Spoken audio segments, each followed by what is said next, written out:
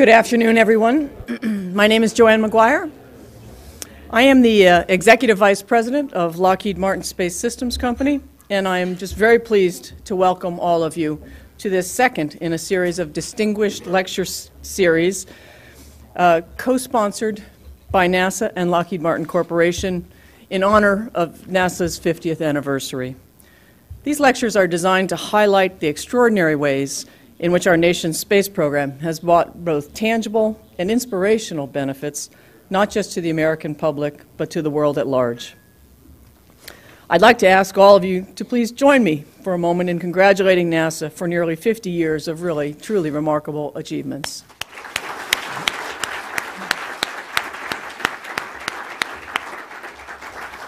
All of us at Lockheed Martin are proud to have been a strong and trusted partner of NASA since its inception. And this lecture series is the latest manifestation of our half-century relationship.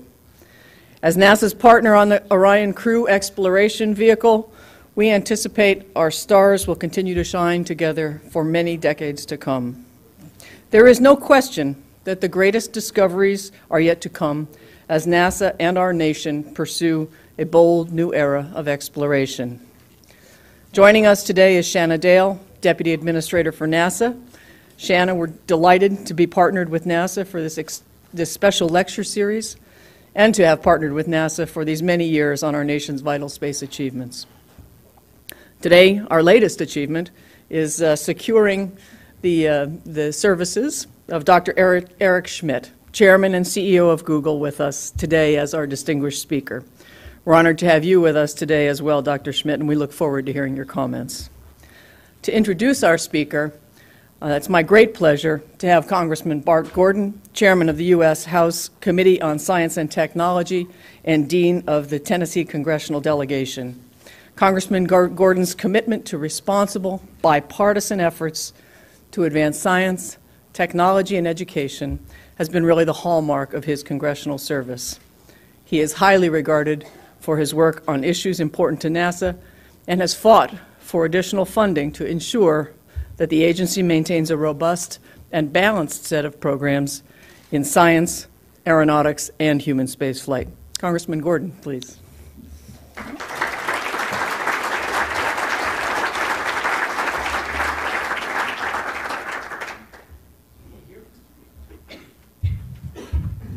Thank you so much, Ms. McGuire, and more importantly, I want to thank Lockheed and the News Museum for your hospitality here tonight, or today, maybe. Oh, there's the Capitol, too. That was good timing. Thank you for that. And NASA, thank you for putting together this 50th anniversary lecture series. You know, in that regard, it's interesting to note that the House Science and Technology Committee is also celebrating a 50th anniversary this year. Both NASA and our committee are children of Sputnik.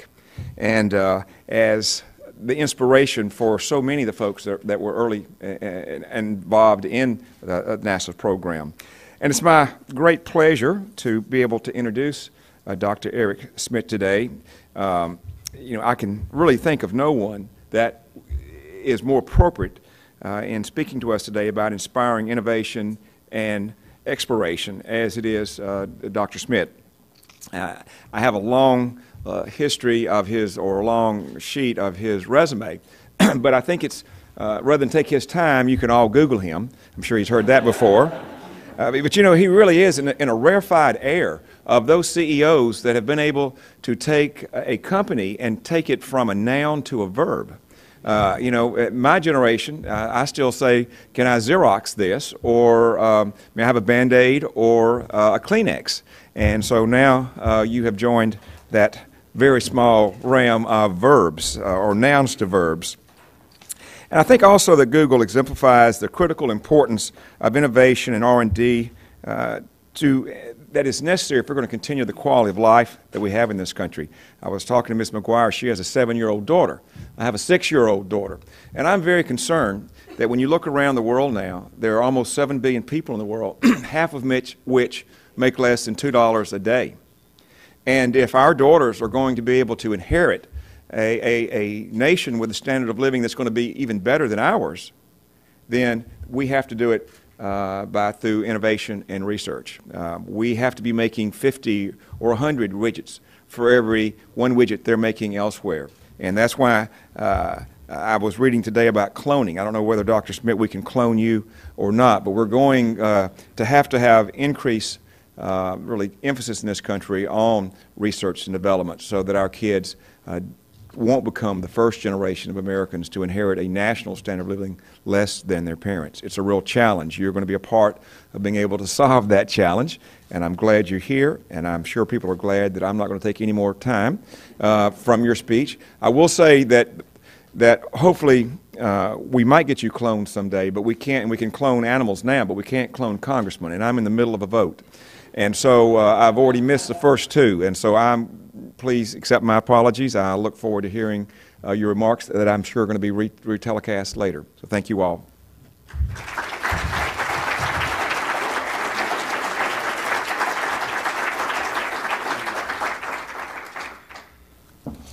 Well, thank you very much, Congressman, in your busy schedule to come. This is a congressman who has led a lot of the most important fights for NASA, for science, and for space exploration. His service is phenomenal.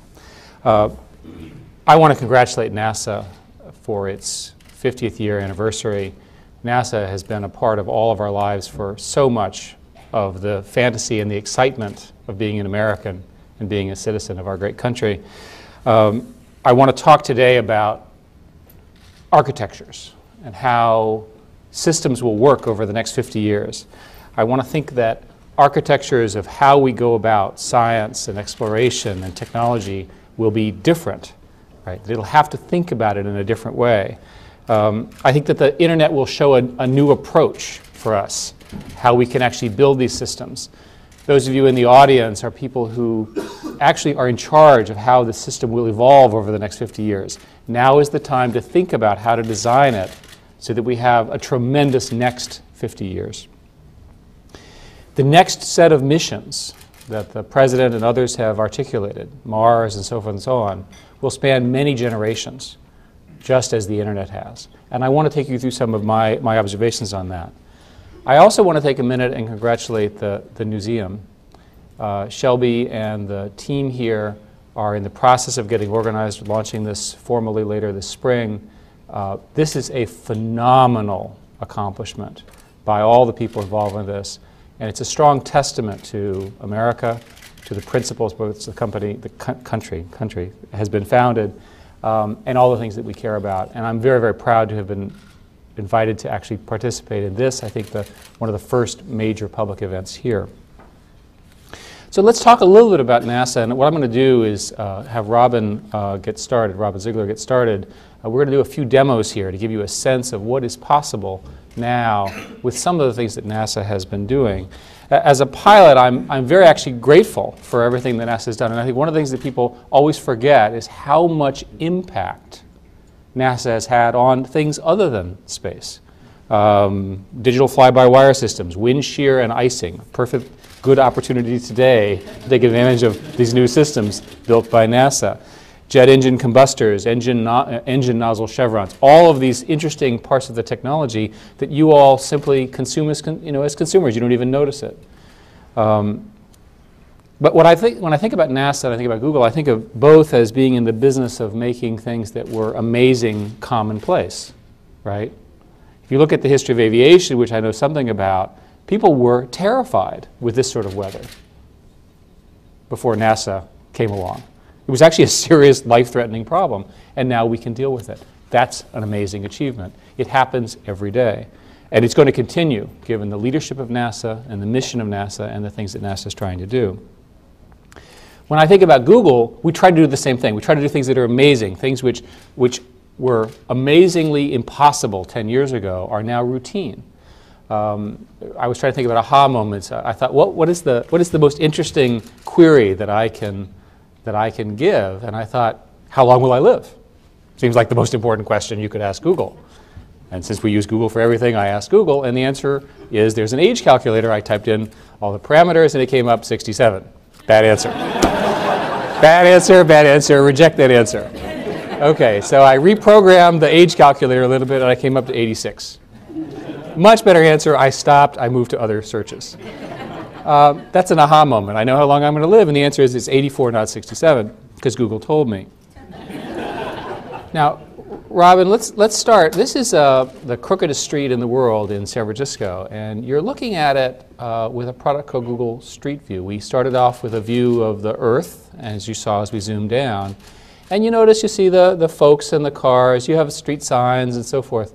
Is that Alcatraz in the distance there? Maybe you could sort of go, yeah, I'm not sure. It's a tourist destination now, don't worry. And here we are. And here you are, and you're just on Google wandering around. What's interesting about this is look at the human scale of this experience, this exploration. Seems kind of routine, right? This is, by the way, phenomenal technology to do this before we get too ahead of it. Let's keep going. When we go to the same thing in Google Earth, the first thing was called Street View. In Google Earth, we can see everything there is around. And the first image that you saw was the same street in Google Earth. And now we're visiting, looks like, Washington, D.C. And of course, here's the Capitol, which is right sort of next door. Now, we can wander around and so forth. Now, the pictures here include these 3D models of all the buildings. And the shapes that you're seeing and the contours were, in fact, calculated in 11 days in missions in the shuttle in 2000. For completely unrelated reasons, they decided to do a topography of the Earth. And they happened to, by virtue of their public mission, make it available to everyone. So we just sort of took it and use it. And now when you use Google Earth, you're really following the data that the shuttle mission calculated. Keep going. Now, when you think about Washington, there's a lot of discussions, for example, about, let's see what we're going to do next here.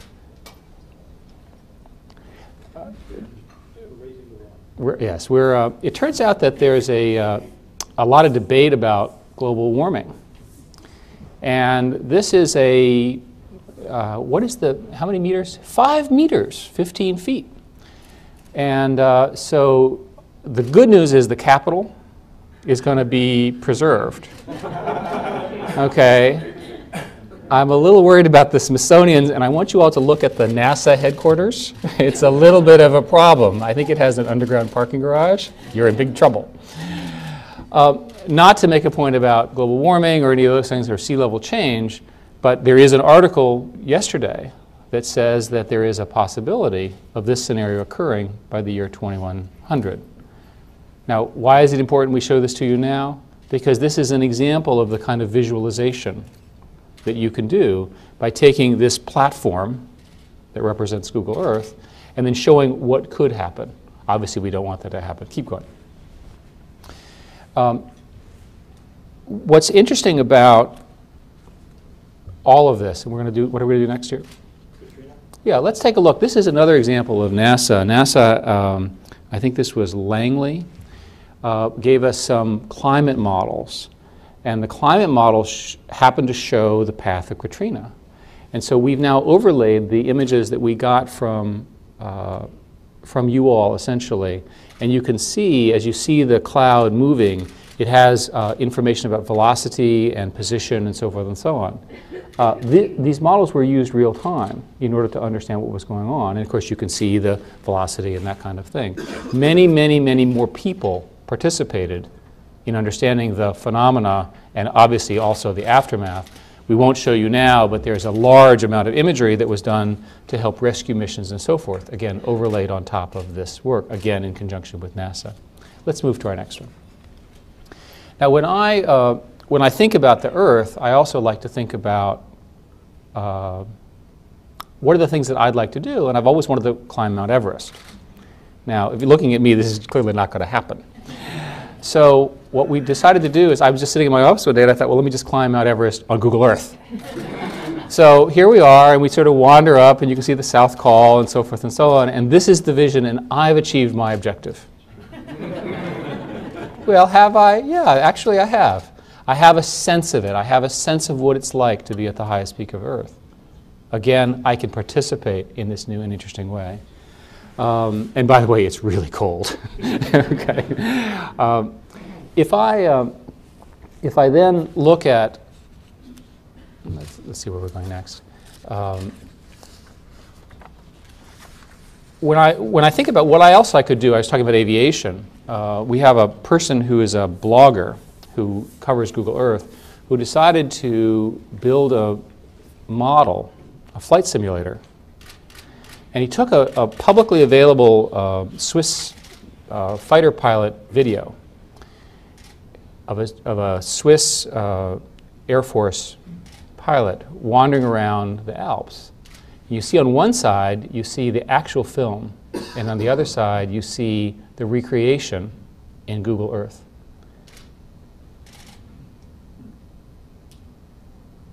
Now again, this is available to all of us through the work that NASA and others have done to make it possible to see topography and pictures.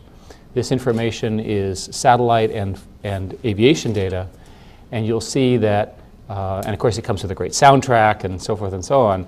And again, someone else, just like me flying out Mount Everest, this is perhaps a person who's unlikely to be flying his own F-18 in the middle of the Swiss Alps, can really recreate this. And it's just a phenomenal experience. We have many, many technologies coming that are like this over the next little while. Why don't we, in fact, here's a picture of the fake pilot. There's a picture of the real pilot. So this author even inserted a picture of himself in it. Let's move to our next one.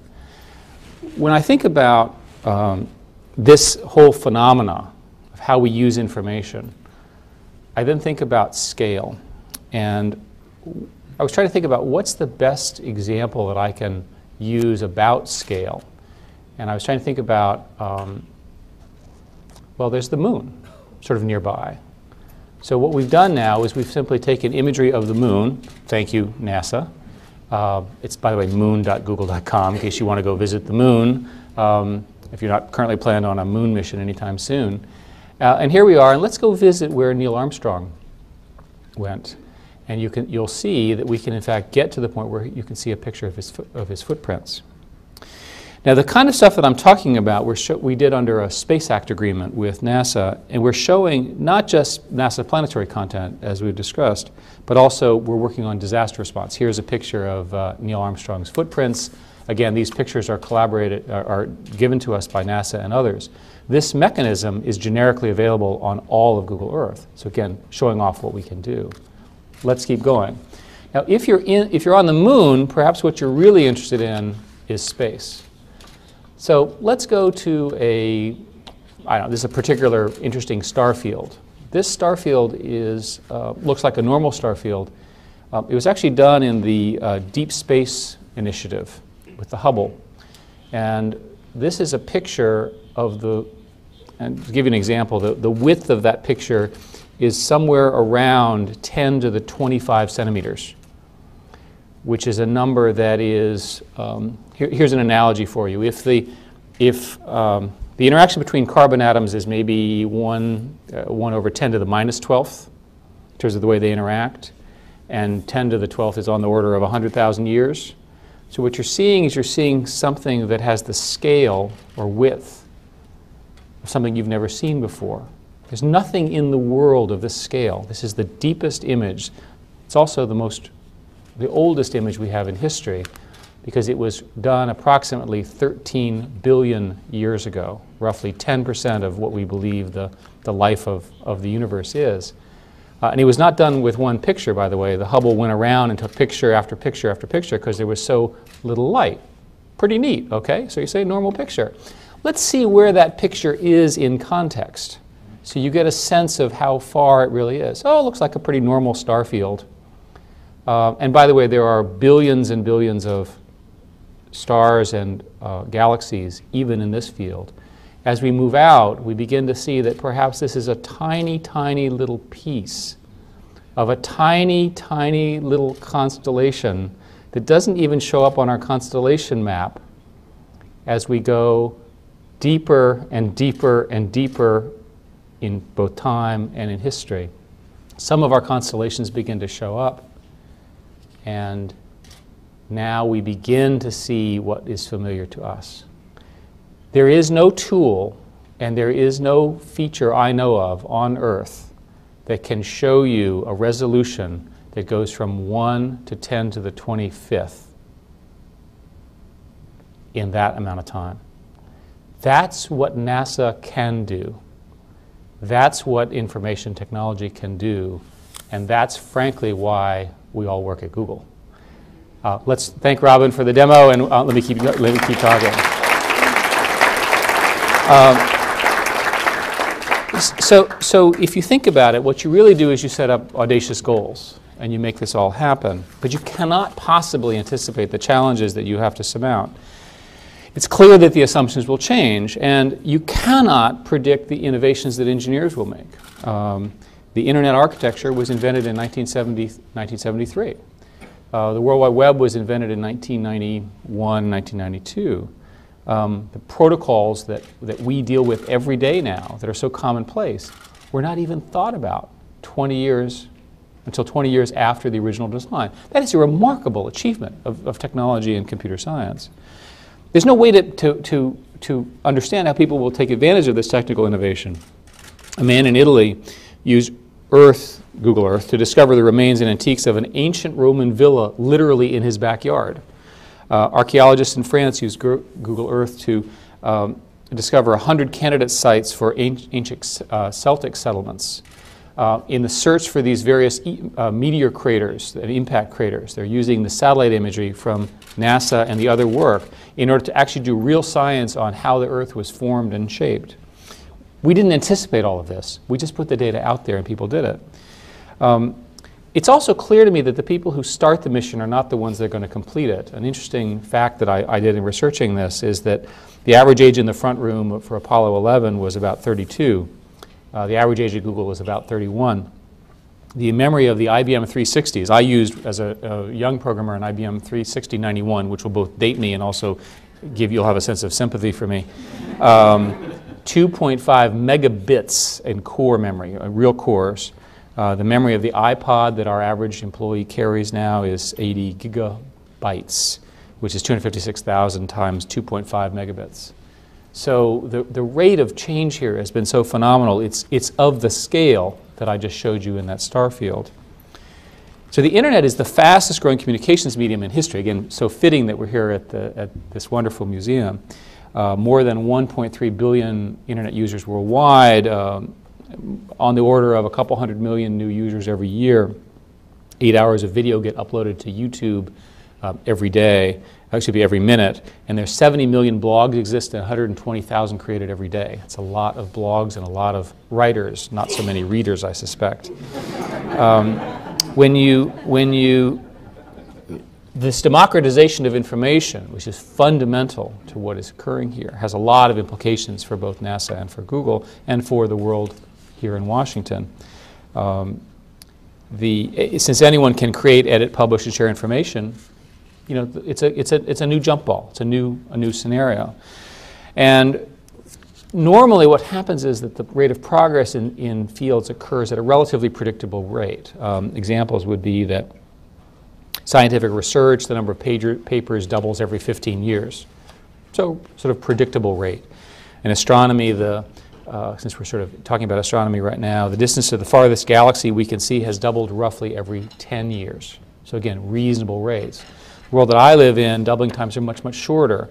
Moore's law, of course, everybody knows about this. Processing power doubles every 18 months. That means, by the way, 10 times every 5 years, 100 times in 10. There's a law called Kreider's law, which is that memory, disk memory in particular, doubles every 12 months. So these immense, immense amounts of data stores being created over and over again. So an obvious example is that in 2019, an iPod type device would be able to contain 85 years of video. In other words, you could never watch it. You'd be dead. You're going to be carrying it, and you say, well, I couldn't watch it. I'm sorry, I died. I mean, it's actually a serious problem. Like, you know, it's going to cause a lot of stress. You know, if I'd only lived another year longer, I could have watched that other episode. So the other interesting thing about this dispersion of information is that there's a lot of new voices and new ideas. With all that content out there, you know, search is obviously what Google does, becomes more important than ever. Over 20% of the searches that we do every day are for items we haven't seen in at least the last 90 days. So people are naturally curious, and I want us to take advantage of that curiosity. So here's some ideas for success as we think about this. The buzzwords that we use in computer science are open, scalable, and flexible architectures.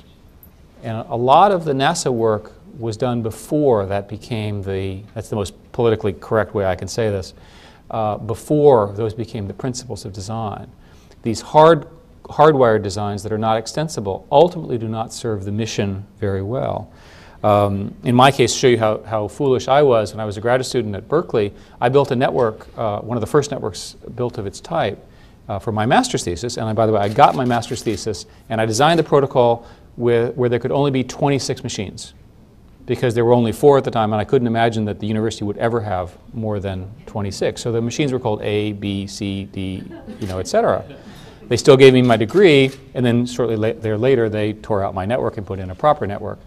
So everybody can make this mistake. The internet started off with 4 nodes, now has somewhere between 250,000 and 1 million broad networks by any definition. It's just phenomenal.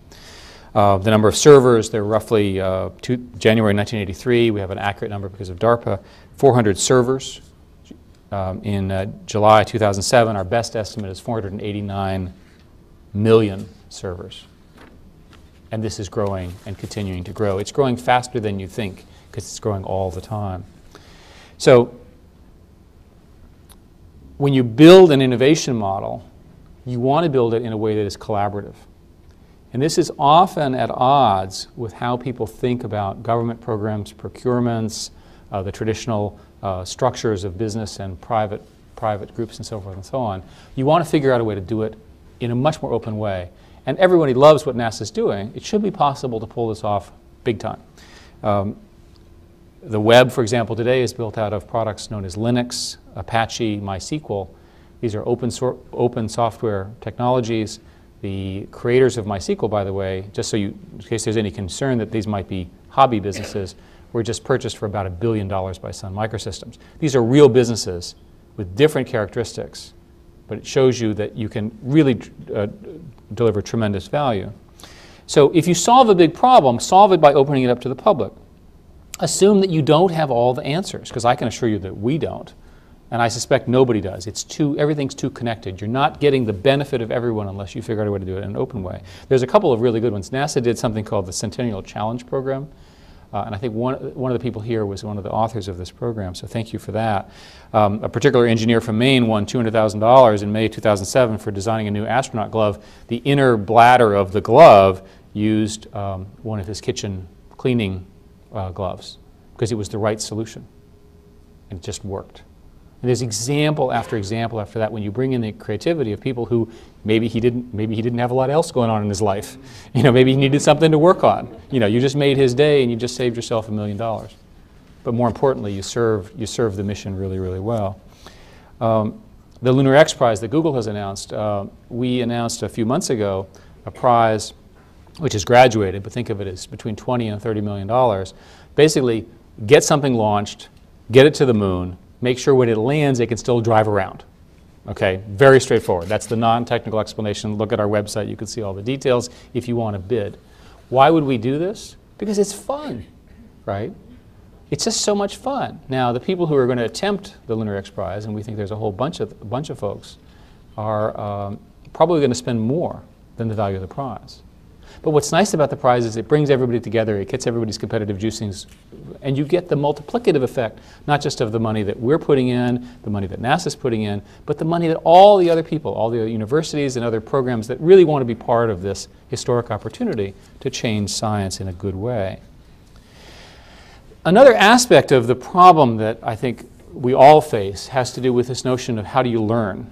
And in these interconnected worlds, you have to learn more quickly.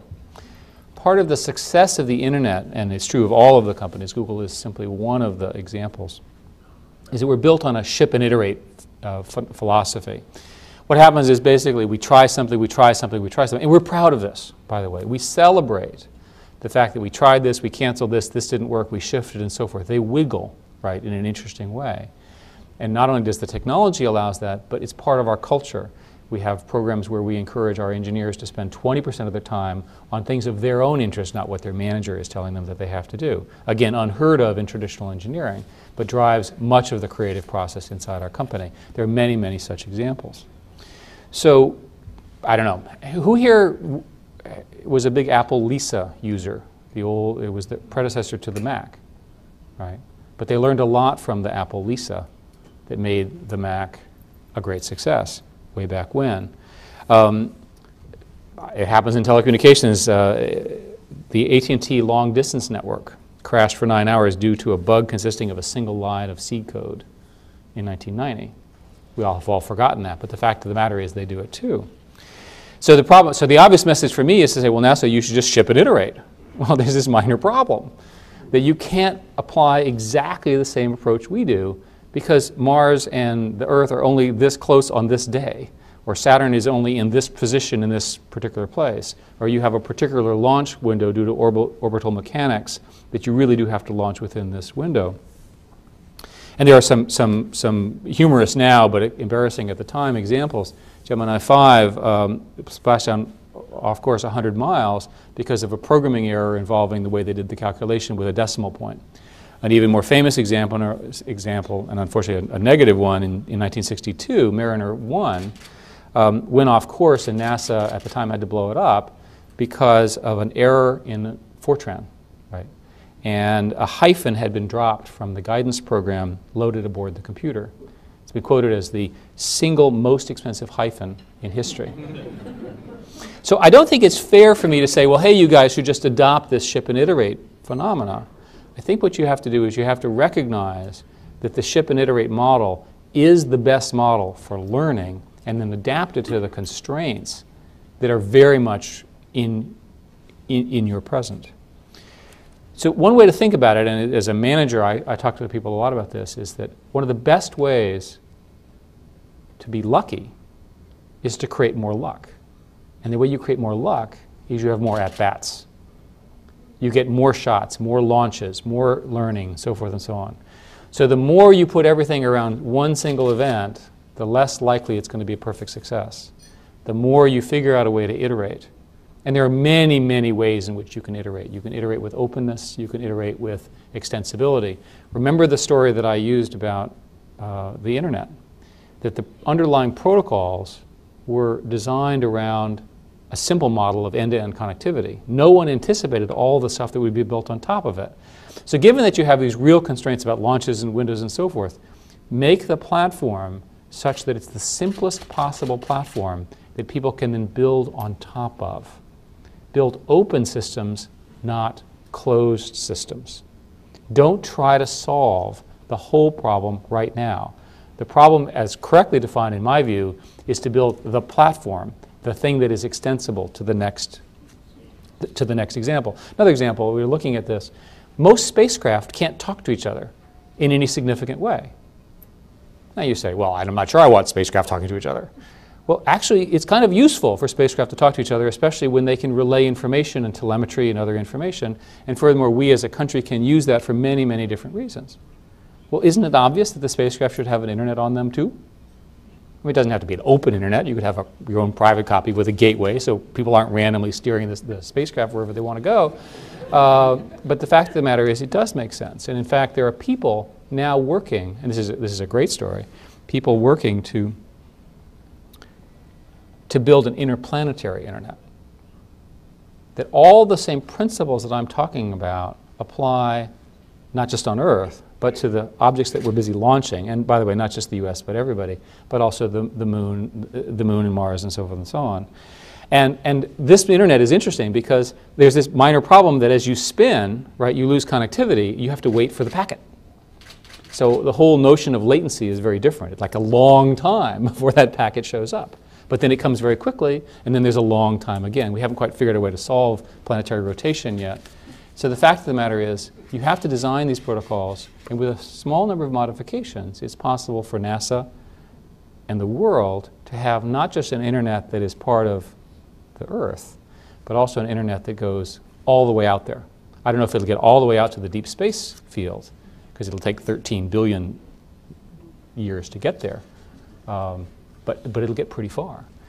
So by standardizing the protocols, by standardizing the ways in which things talk to each other, by making sure that when you have multiple vendors, multiple contractors, they're using a common substrate of communication and extensibility, you have a much, much greater chance of creating an opportunity like the ones I'm describing on the internet, where this platform, this very interesting thing that was designed for one thing, is in fact now even more valuable, even more powerful, rather than mission limited in one way or the other.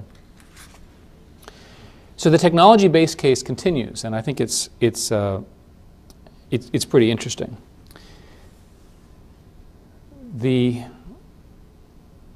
What does it look like in 10 years? Processors and phones and computers 100 times more powerful, storage 1,000 times cheaper, a ubiquitous wireless broadband, a cell phone for everyone who wants them in the world. This will occur in our lifetimes, especially since I'm leaving, remember, to 84. How can NASA take advantage of this? I'll give you another example. So something fun. NORAD has a program where Santa, they know where Santa lives, and they track Santa as he goes around the world. And these guys are pretty clever. So they shot videos of Santa visiting various cities and towns around the world. And they had a route GPS as you could track him. I thought, wow, pretty interesting. How many people looked at this? 10 million people had nothing else to do, right, but to follow Santa as he wandered the world, visiting and spreading joy around the world. It had a big impact on families and kids. How can NASA take advantage of that? To me, that's the interesting question. There's a story about Alan Bean, one of the most famous astronauts, that there's a benefit to being an astronaut. Obviously, get lost in space. No. The benefit is that you can get the attention of any kid for 5 minutes in rapt attention. If we can't use that observation to further the mission of NASA and the things that we care about, we're not doing our jobs right. In many ways, Google and NASA are similar in that they're based on optimism. Pete Worden, who's my good friend, one of the directors at NASA, says that remember that space is hard. It's really hard. It's hard science. It takes an optimist to want to pull all of this off, and I like that a lot. You have to be optimistic to want to send a man to the moon, to Mars, to explore every planet, to build a space station. You also have to be optimistic to believe that you can cover all the world's information, starting with borrowed servers in your Stanford dorm room. It's the same principle, and indeed, we're busy doing it as best we can. Ed Lu, who's a Google employee, and I think the U.S. astronaut has been in space the longest, I asked him sort of, what's it like? What did you do all day? He said, I looked at the Earth. I literally just loved to look at the Earth as it was underneath me. So what I was thinking about was, how can we get that? How can we get that feeling? Because if you think about it, every person that I know of basically looks at the world on their cell phone now, right? How can we get that same passion that Ed had, that same feeling about the world around them, the sense of wonderment? Today people spend literally so much time looking at this screen or the other choices as well. How can we get that information? And I think that is our joint mission. How do we get this amazing amount of information that is being generated about the world and science and the things that how can we get that so that it is at the same level of rapt attention as Ed had sitting, spinning around, right? Looking at the wonderment that is the world around us. That's why I'm such a strong supporter of NASA. That's why Google is such a strong partner for NASA. And that's why we're so very, very happy to wish NASA a great 50th anniversary. So thank you very much. I'm interested in your questions and comments.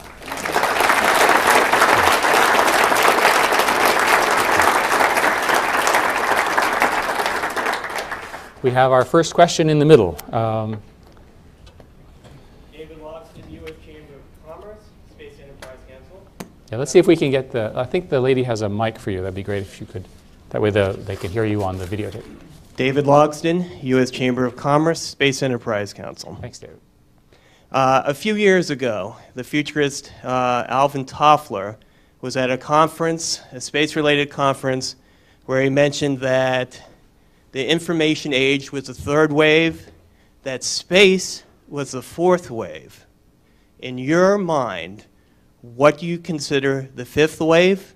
Is it a combination of space-related activities and applications coupled with information? What is your vision for the fifth wave? And with that vision, how can that be a stimulus for the economy? Most people that I talk to in this area actually believe that the next huge phenomenon that's going to hit us will be in biology, in biotechnology, the issues and opportunities that the genome, recombinant DNA, those sorts of things do. I think all of us are, to some degree, enablers of that next wave. And the argument is pretty simple.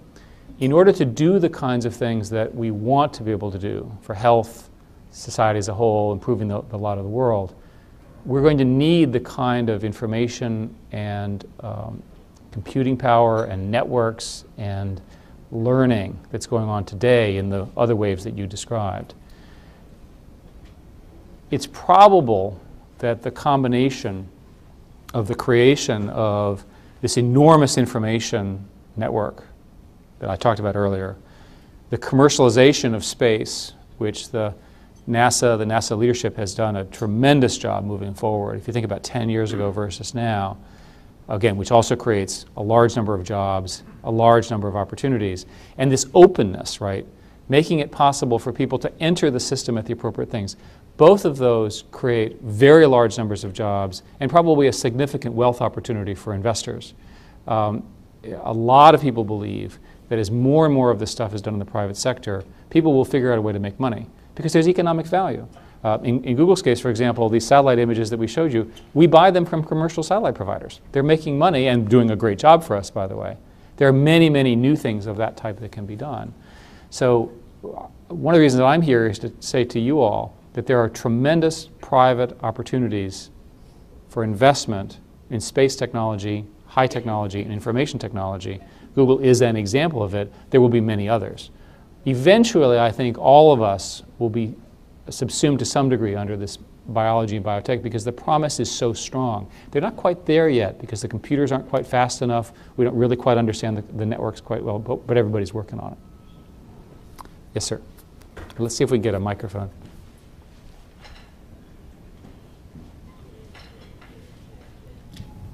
Matt O'Connell, GOI, one of those commercial satellite operators. We Perfect. get criticized for taking... And a partner. Thank Right. you. Thank you for all those nice pictures. Thank you. We get criticized for taking pictures of areas that some people think are sensitive. And I know that Google, there's been a debate about whether or not you should show those pictures. I think the arguments in favor of openness are winning, but I'd love to hear your comments because I get it all around the world. From a Google perspective, this question about public information, what's public, what's private, is turning into be one of the sort of central questions for the internet. And you all should know that there's a law that restricts, you certainly know this, commercial satellite imagery to a certain level resolution, which we're governed by, and we meet that, obviously. So there, in fact, is some legislation and some regulation in this area.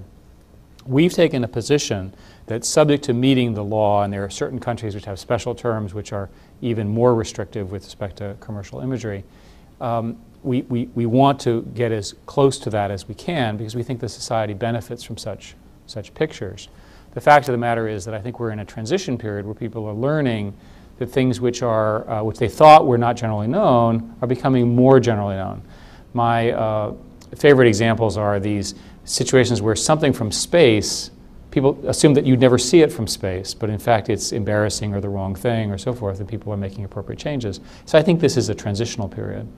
The benefits of being able to see that third dimension, what pilots see when they fly, turns out to be phenomenal. I talked to Queen Noor about her husband who died, who was a pilot, and she told me that part of the reason he was a pilot was that when he flew around the Middle East, he never saw any boundaries. He never saw the little lines that we see on the map, which is what we assume those lines are like etched in the desert, right? We all know where they are, right? It's right there on the map, but it really isn't. I went to a photography show from one of the astronauts who was particularly good at mid-format camera photography, showing what the Earth really looked like. And I think that it's both a message of peace, but also a message of the importance of the Earth that I think we want to get out. There are some things that we do to be responsive to this. We are very, very careful not to show real time, because we think real time could be misused in, you can imagine, 20 ways in which real time images could be used. And we also have various mechanisms for things which are sensitive or inappropriate to try to consider whether we should remove those as well. So we want to be sensitive to that. But the overwhelming conclusion is that society benefits from more of that kind of imagery being available. And thank you for helping make that happen. More questions? Way in the back. Eric, Chris Kemp out at Ames Research Center. Increasingly, collaborative technologies are free, and systems are increasingly being developed in open source, and it's hard to procure what's free. What advice do you have for federal agencies that are trying to use tools which are free? So let's go through this again. The government, which has like $1 trillion deficit, can't buy something which is free. It has to buy something which costs money. Seemingly. Does that? Everyone says yes. Okay. Welcome to Washington, I guess. Even the technologies that I was describing that are free typically come with a support burden. So what companies do when they work with the companies that I mentioned is they actually do a procurement in the Washington sense or in the government sense, but they do it for a service. The software itself is free, but the support, its integration, and so forth, and that works pretty well. So we use the term free, but we all understand that people are paying for this. They're paying for engineering, they're paying for support, and so forth and so on, and that's where the revenue is being created.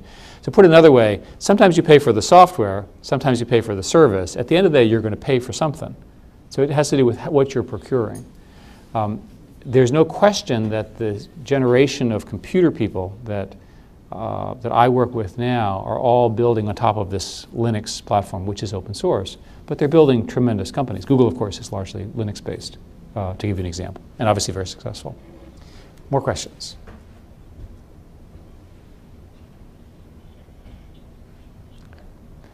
Well, thank you for inviting me. Thank you all for a wonderful afternoon, and I hope you all get home in the middle of the storm. So thank you very much.